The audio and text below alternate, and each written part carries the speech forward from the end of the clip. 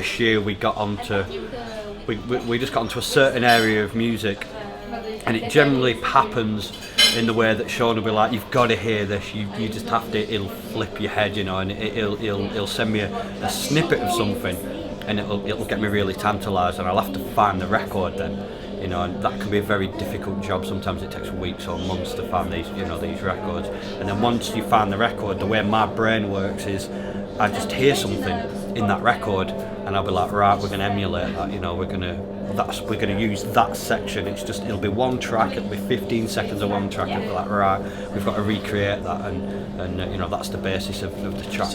We were hearing certain forms of music and certain records which we were crossing over on, and we just felt like, yeah, it was the time where we could incorporate those different influences and kind of come up with like this imaginary soundtrack. But Sean's much more open to music. Well, he's been much more open to music than I've been for a long time, but he kind of opened my ears to a lot of stuff. You know, he was playing me things which really referenced what I was into at the time, like proto-techno records from the 70s or whatever, you know, and I'd hear what he's trying to play me.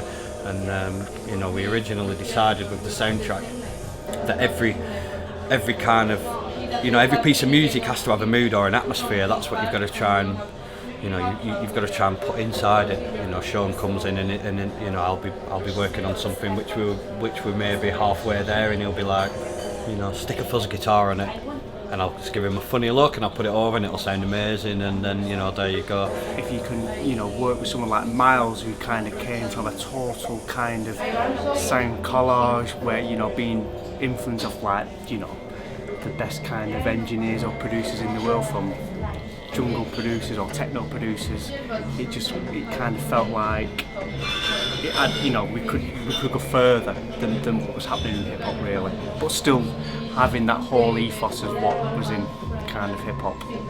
Record, stop, edit, finish, record, stop, edit, finish. You've got to keep recording, you've got to keep moving. And the best thing about trying to work with different styles of music is, you know, we might have to get a friend in to play a cello, or we might have to find a piano that we can hit with some hammers or something like that, you know, and it makes us think all the time, and it makes us move. And that's like really exciting, you know. You like each month you're like, right, we've got to do this month. How are we going to do it? You know, how are we going to get this sound? How are we going to recreate that? And it's really interesting. I had a problem for years of, you know, I get bored very, very quickly of music, and Miles does too. So with kind of that mentality, you're always wanting to be moving forward and it's, digging deeper and finding something else. You know, the one thing about music really is the arrangement. It's probably the easiest thing in the world to do. A lot of people get stuck on arrangement, but in the end it's mathematics. If it isn't mathematically correct, it doesn't sound right.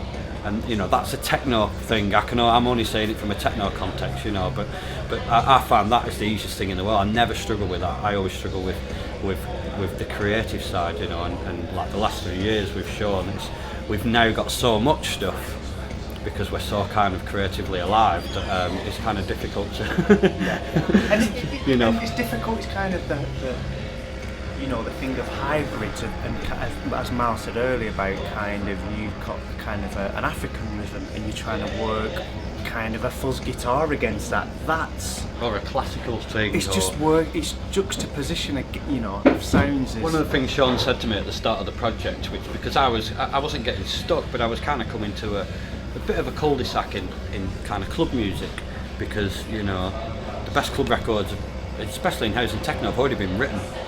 You can't beat them, you know, because they've influenced so many people. You literally can't beat them, and you know, and I know that you get into music because you're enthusiastic about it.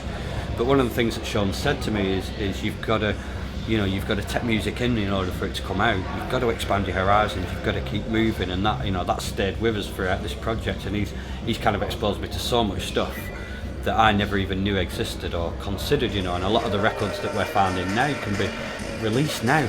And people think it'd be a new record, you know, and these are like 30, 40 years old, sometimes 50 years old, these records, when you're like, that could come out now. People will go nuts for it, you know, and it just goes to show that all this music's kind of out there. And when you hear it and it's so old, it's inspiring, you know, it really is inspiring. And it doesn't matter what you do, it doesn't matter if you use a guitar or you know, the latest computer technology which allows you to do anything with it. It doesn't matter at all. Where you're gonna feed creativity is by watching as many films as you can from as many different corners of the world as you can. Yeah, until you see the ones which make you go, right, that bit, you know, or that camera work, or whatever. It's the same with production, and it's the same with music. You know, the way certain people treat pianos, the way certain people use a 303 or whatever, it doesn't make a difference. It's difficult, you know. It is difficult because it's personal, and it is, and it's and like, no one has my context, no one has Sean's context. You know, and it's a really interesting thing that nobody has anybody else's context either. It's a very subjective thing. People ask us, why are you into these records, what we're being inspired, and it's an impossible question to answer. It's kind of, it's where it's leading us, isn't it? Yeah. It's I don't know why we like those records, No, no. Yeah, or why we find them inspiring. or why someone who's kind of producer on minimal techno and they just listen to minimal techno. It's like, you know, I'm kind of, You don't want to eat chips all day, yeah. or every day. You don't know, do you? You know, it's you know, taste and colour. That's kind of the key for us.